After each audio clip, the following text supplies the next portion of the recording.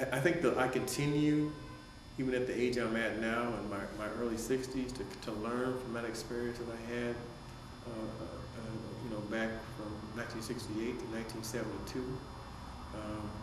I think that I'm kind of awed and humbled by the respect that people give me for my experience. If I had to roll back time and say would I do it again, I certainly would. Were there some things I would hope would turn out a little differently? Absolutely. There was several things that happened when I was around that I thought were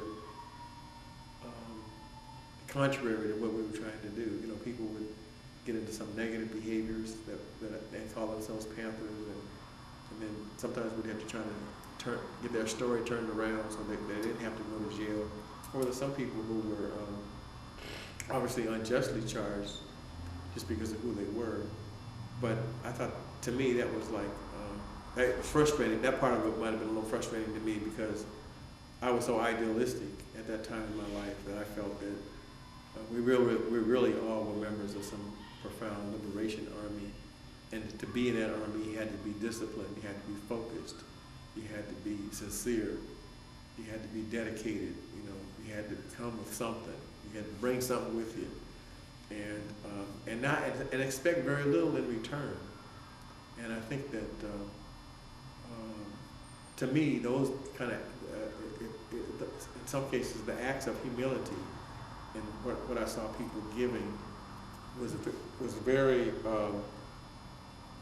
the acts of humility, what I saw people giving was very inspiring to me and very, it stayed with me a long time. I mean, I think it still does, because I think that if I consider myself to be a revolutionary now, I would probably say it's the acts of humility that I think that would make me continue to feel like that or underscore me even having the ability to say that. It's not so much, I think other people might see it a little differently.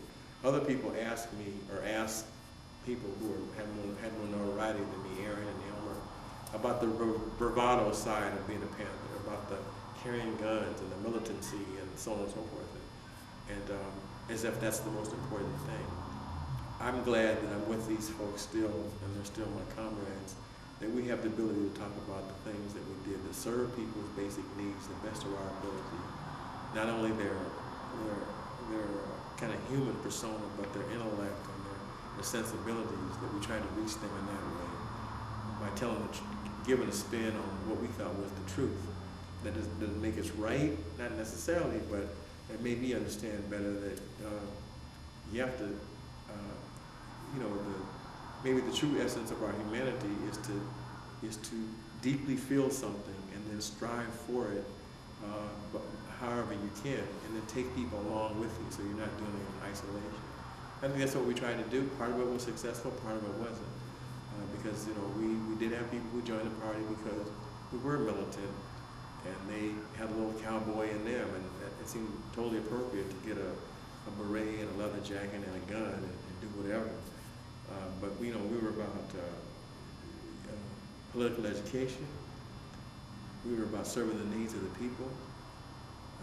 We were about trying to fundamentally change the way that we were being treated, and hope that would reflect on other folks. And we knew, based on what came around, we knew that the brown berets and the young lords and the other people in other communities were inspired. Some people in the American Indian movement or whatever were inspired by the kind of work that we were doing or trying to do.